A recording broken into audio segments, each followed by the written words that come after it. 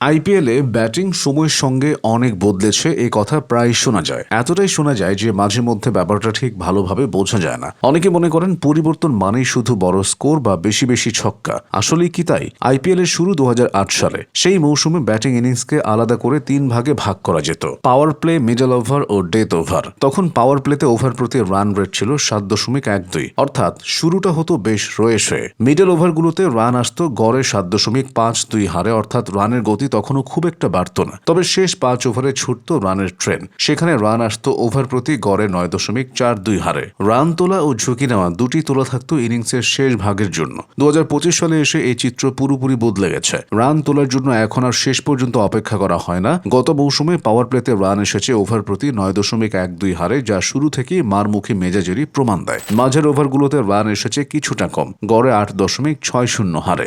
Death ওভারের তো কথাই নেই। এই সময়ে গত আইপিএলে রান এসেছে ওভার প্রতি গড়ে 10.36 হারে। এই পরিসংখ্যান শুধু রান বাড়ার গল্প বলছে না, বরং রান তোলার ধরনের পরিবর্তনও দেখাচ্ছে। 2008 সালে দলগুলো অপেক্ষা করত এই ভেবে যে শেষ ওভারগুলোতে ঘাটতি পুষিয়ে নেওয়া হবে। এখন সেই সুযোগ আর নেই। সব ধাপেই সমান তালে রান তোলা এখন দেওয়া হচ্ছে সর্বোচ্চ গুরুত্ব। 2008 সালে 1 থেকে 3 নম্বর পজিশনের ব্যাটসম্যানরা, মানে টপ অর্ডাররা 130.1 স্ট্রাইক রেটে 8,947 রান করেছিলেন, যা ব্যাটিং অর্ডারে শীর্ষ 8 ব্যাটসম্যানের মোট রানের অর্ধেক। 4 ও 5 নম্বর পজিশনের ব্যাটসম্যানরা 129.88 স্ট্রাইক রেটে করেছিলেন 4,594 রান, যা মোট রানের 28%। অন্যদিকে 6 থেকে 8 নম্বর পজিশন থেকে এসেছিল 2,921 রান। এই পজিশনের ব্যাটসম্যানদের স্ট্রাইক রেট ছিল 132.59, যা ওই বছরের অন্য যে কোনো পজিশনের চেয়ে বেশি হলেও তাদের কার্যকারিতা ছিল সীমিত, কারণ তারা খুব একটা বল খেলার সুযোগ পেতেন না। সে বছর মোট বলের মাত্র 17.5% বল খেলেছিলেন তারা। 2025 সালে এসে ব্যাটিং পজিশন অনুযায়ী রানের ভাগ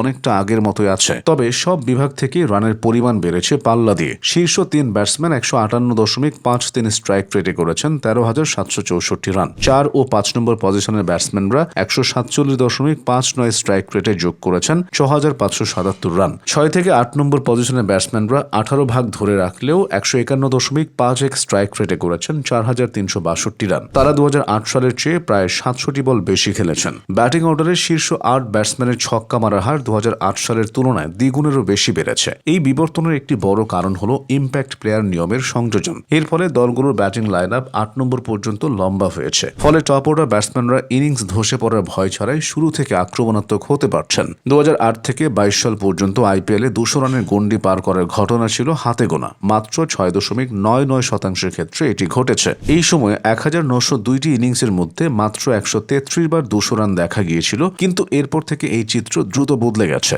মাত্র 438টি ইনিংসের মধ্যে 130 বার 200 রান হয়েছে, অর্থাৎ 29.68% ম্যাচে এখন 200 বা তার বেশি রান দেখা যাচ্ছে। 2008 সালে প্রতি ইনিংসে গড় রান ছিল 145 এবং ছক্কা হতো 10টির মতো। তখন 200 রান মানেই ছিল নিশ্চিত জয়। 2025 সালে এসে প্রতি ইনিংসে গড় রান বেড়ে দাঁড়িয়েছে 172 এবং ছক্কার সংখ্যা বেড়ে হয়েছে প্রায় 18টি। এখন ইনিংসে 200 রান যেন নিয়মিত চিত্র।